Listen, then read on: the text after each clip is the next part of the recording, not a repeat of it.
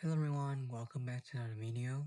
Today we are going to learn some very important core concepts in C++ programming, and we'll be covering topics such as vectors, STL algorithm, sorting, pointer, reference, and finally class and objects. So these topics are extremely useful because they help us to move from running simple C++ programs into writing more advanced, cleaner, and more practical code.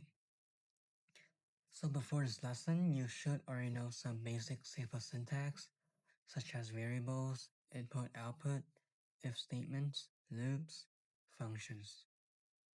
So we first start with vector, one of the most used containers in C++. A vector is quite similar to an array, but more flexible. A normal array usually has a fixed size, while a vector can grow or shrink when we add or remove elements. And this is why vectors are commonly used when we need to store a list of values, such as scores, prices, ages, or any input entered by the user. And here are some common vectors operations and a quick comparison between vectors and arrays. So to use vector, we need to include vector on the top. So vector in short is just a dynamic array. So we can create an empty vector like this. And this line means that we have a vector that its name is numbers and it stores integer values. So to add values, we use pushbacks. So first we do the name of the vector dot pushbacks, and here I have 3 values. So now the vector contains 10, 20, and 30. So to access and value, we use index. So remember that C plus index start from 0. So the number 0 represent the first variables here. And we can always use a for loop to list all of the variables. Next up, to update a value. So if we ever want to update a value, we'll use the name of the vectors and then the index we want to change and then a new value. So here I have my first initial value, and then I print my first value at numbers 0, my second value at numbers 1, and then after I update the value at numbers 1, I'll have 10, 25, and 30. And then to remove an element, we use the command popback. So this means that the last element is being erased. So after that, I reprint the vector, and then now there's only 2 values. And to get the number of elements, we use numbers, the name of the vectors, dot size, and remember the bracket. So this provides us the size of how many values are in the vector itself. So throughout the demonstrations, I constantly using this range-based for loops. And what it does is that it access to every element within the vector itself.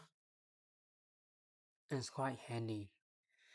So in short, vector is just quite similar to an array that can store multiple values, allow us to add or remove value fairly easily, and it works pretty well with loops and also STL algorithms, which I'll be touching on later.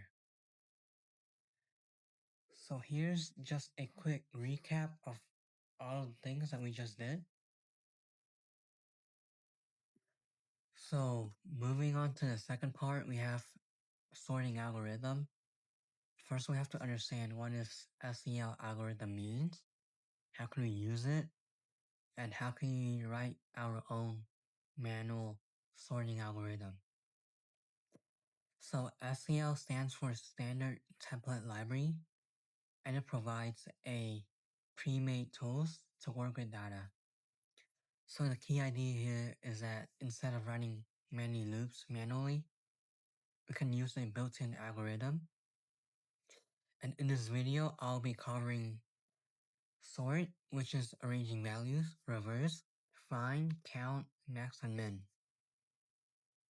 So to use STL algorithm, we first have to include algorithm in the title, in the header. And for most STL algorithm, we usually work in a range, right? So for a vector like this, we usually use the vector name dot begin and then the vector name dot end. What this means is that this means from the first element to the position after the last element. So for example, I do sort, so I create this vector, right? And then I print out the original vector.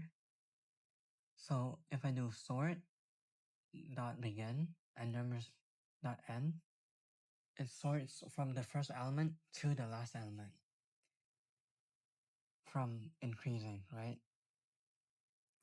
And then if I ever want to sort from the max to min, I do sort numbers that begin, numbers that end, and then I do greater integer. So this will make the whole vector descending. And I can always do reverse, which is reversing the order of the vector, no matter what order it's in. So after reversing, I have my initial vector that I just reversed. So move on, we have another algorithm, which is fine. So we can search for values using this algorithm here. So let's say my target is 30. I want to find the number 30 in this vector. I do auto.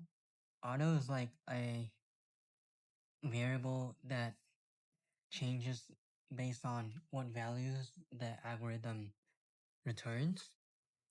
So if the value is not found, it returns to the position of, if the value is found, it returns to the position of the value.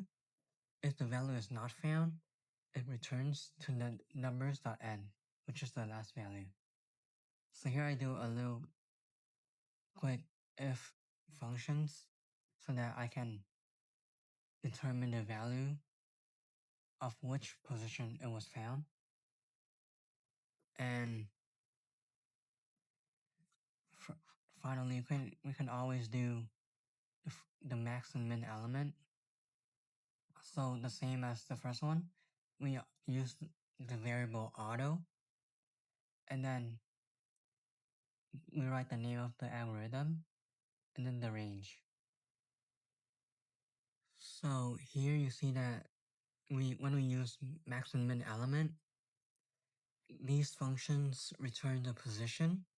So we have to use the star function before it to get the actual value of it. So if I ever want to know how many 20s are in my vector, I can always use this algorithm called count. So basically what it does is that it counts how many times a value appears.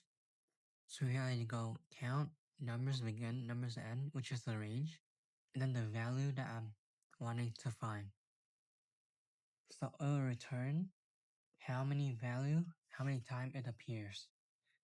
So moving on, there are many sorting algorithms that you can choose from. Either you can do it manually or you can do it with STL algorithm. And today I'll be introducing to one of the most popular manual sorting algorithm, and it's called bubble sorting. So in a bubble sort, there are two loops because we need to repeat the comparison process many times. So first we have this outer loop. The outer loop controls how many times we repeat the sorting process. So let's say if my vector has n element, we need at most n minus 1 rounds. And second of all, the inner loop. So the inner loop does all the actual comparison. So it compares the first number with the number on its left, and to see which one is the bigger number, and we swap them. So for example, we have the number 5281. So since 5 is larger than 1, we swap them. So we have 2581. Since 5 is less than 8, there is no swap. And then since 8 is larger than 1, we swap them. So for the first round, the largest number is 8 is already at the end, and we have 2518. So the most important question for this bubble sort is that what does it mean for it to have j less than n minus 1 minus I? So this part means that after each outer loop round, the largest unsorted value is already at the end, so we do not need to compare it again. So for the first round, let's say 2518. So 8 is already sorted. So in the next round, we only need to compare 2, 5, and 1. And this is why the inner loop becomes shorter and shorter each round. So this is just a recap of everything that I just said, including all the STL algorithm, as well as the bubble sort method. So now let's move on to one of the most important topics in C++, pointer. So a pointer may look confusing at first, but the idea of it is really simple. So a normal variable stores a value, but every variable is also stored somewhere in the computer memory, and a pointer is a variable that stores the address of another variable. So for example, we have this line here, int p equals x. So what this line means is that p is a pointer and it stores the address of x. And there are two important symbols when learning pointers. So the first one is this AND symbol here. This is the address operator. It means to get the address of a variable. So when we do AND x, it means that to get the memory of address x. And the second symbol is the star symbol, which is a dereference operator. It means to get the value stored at this address. So if we write star p, it means that to go to the address stored in p and get the value there. So in simple words, x is the value, and x is the address of x, p stores the address of x, and star p is the value of that address. So here I have made this little demonstration. So in this code, we first create a normal integer and assign it to 10. So then we create a pointer of p, and this means that p stores the address of x. So when we print c out x, we got the value of x. When we print and x, we get the address of x. When we print p, we also get the address of x. And when we get star p, we get the value of 10. So next, when we change x directly, so here I set x to 15, because p is still pointing to x, star p will also show 15 after the change. So now, if I change the value through the pointer, and this changes the value at the address stored in p, and since p points to x, this also change x into 20. So here I have x to 20. And after that, I created another variable, y equals 100. And then I make my pointer equal to y. So now p no longer points to x, it points to y. And then we'll do the same thing. And when I change the p through the pointer, and also change the y, same with the x. And lastly, I'll show you a null pointer. So what you do is you go int empty pointer, which is the name, null pointer. A null pointer does not point to any valid variable, so we should not dereference it. And this means that we shouldn't write star empty pointer, because it causes an error or crash. Here. So to wrap it up, we have learned what is a pointer, how do we use it, what happens if we change a variable through a pointer, how to dereference a pointer. And a pointer is very important because it works directly with the memory, and is extremely useful for dynamic data. Also used a lot in arrays, functions, and objects. And most of the advanced C+ programs use pointers. So now let's talk about reference in C++. A reference is just another name for an existing variable. So for example, I have this on a code right here. So ref is a reference to x. That means that ref and x are connected to the same value. And if we change ref, we also change x. Another thing to be aware is that you will be most likely to use reference and functions, because normally when we pass a variable into a function, C+ pass a copy of that value. So therefore we have to use pass by reference, which I'll be showing you in this demo. Okay, so first I have this two functions, and what it does essentially is that it changes the input variable into 100, but the main difference is that this is passed by value, which is this function will receive a copy, while this one will receive, which changes the original variable. So first I created a variable x equal to 10, then I created a reference to the x. So if we print that out, we'll get x equal 10 and ref is also equal to 10. And next up, if we change x to 20, so you remember x and ref are both connected, so they'll both change. So after I change, x is equal to 20 and also ref is also equal to 20. And the same with doing the reverse.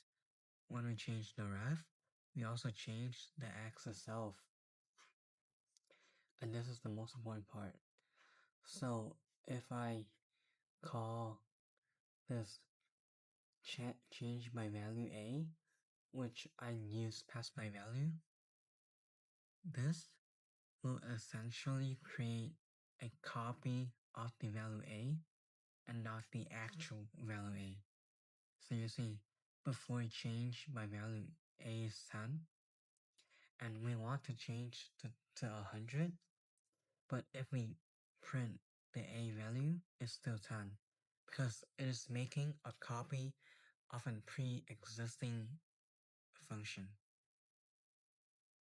Next up, if I created another variable b, and I use change by reference, so in this case, I put the and symbol before after the int, I would have changed the variable itself.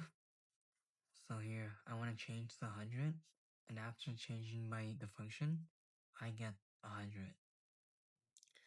So to wrap it up, there is a big difference between pointer and reference.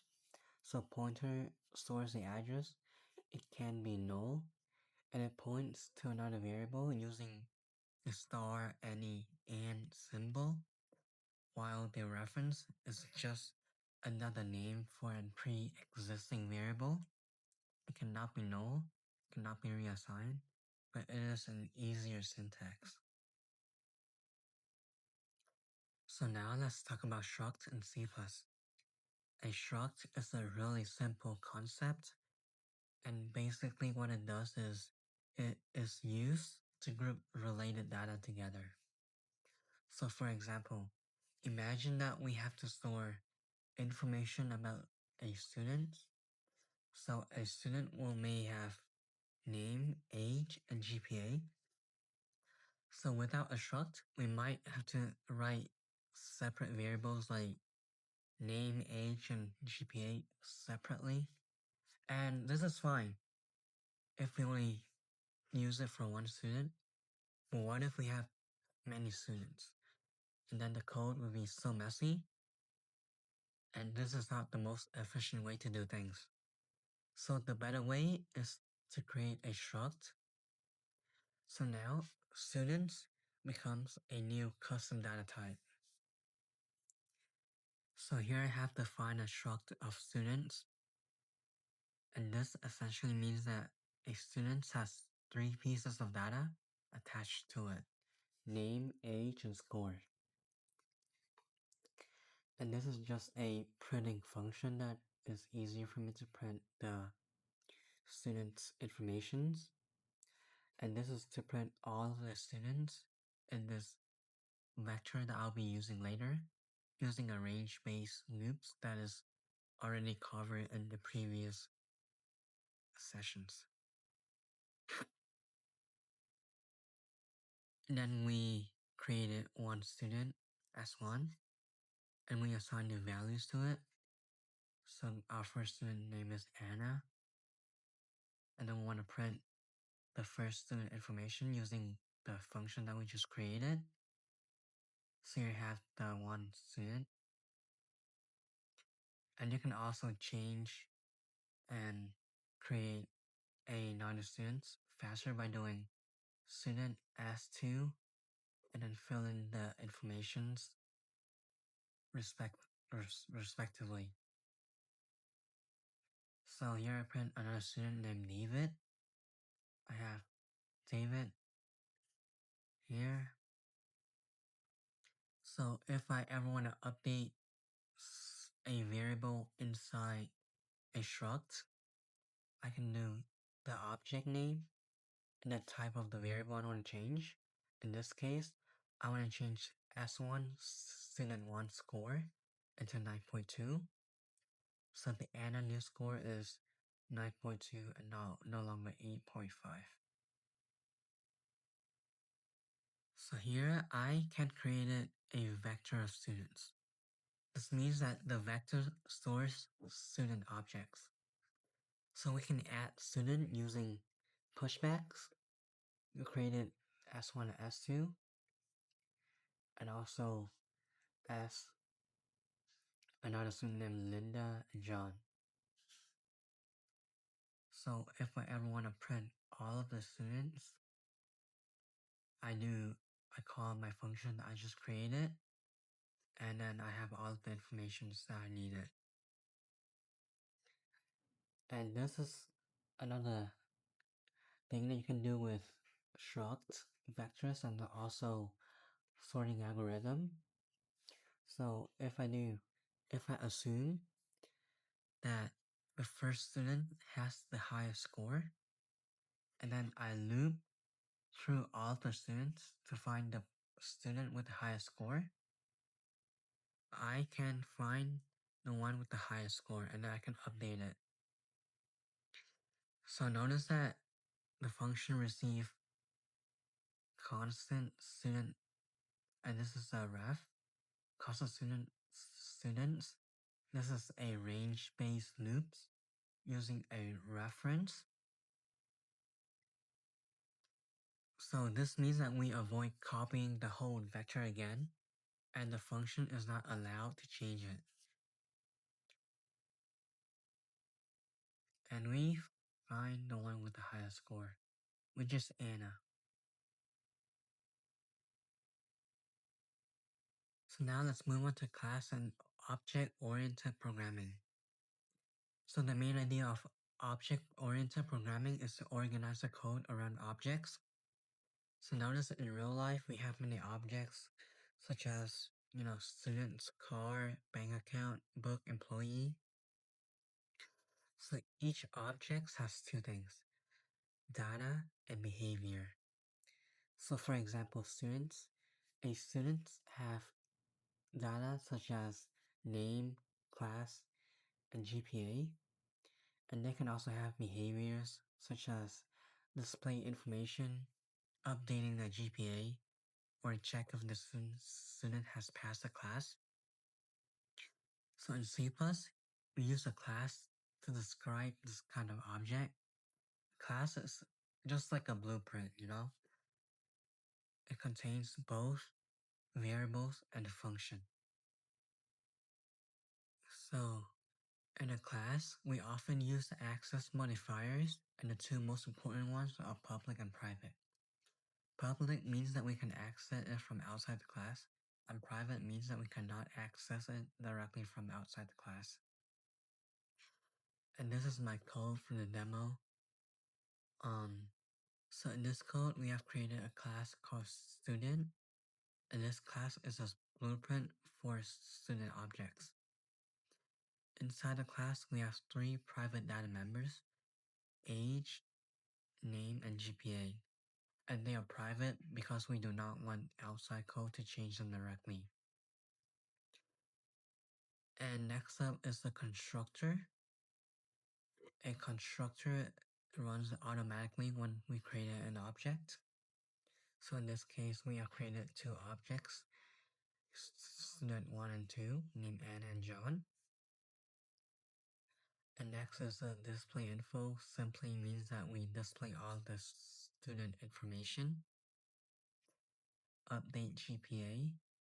So if we ever want to update someone new GPA, and also making sure that the GPA is valid. And next up is the pass. So we want to know if a student has passed a class or not by using a boolean. And then we had get name. This is called a getter function. It allows us to read the name of the function from outside the class. So in our main function, I have created two objects called Anna and John, and also their name, age, and GPA. And first, I use the dot operator to display the student info. Also to check if they have passed or failed. So Anna passed because she has a GPA of 3.8, while John failed because he only has a GPA of 1.7. So then I want to update student 2 GPA to 2.5. So then if I display the info again, I'll get John age 19 and GPA of 2.5.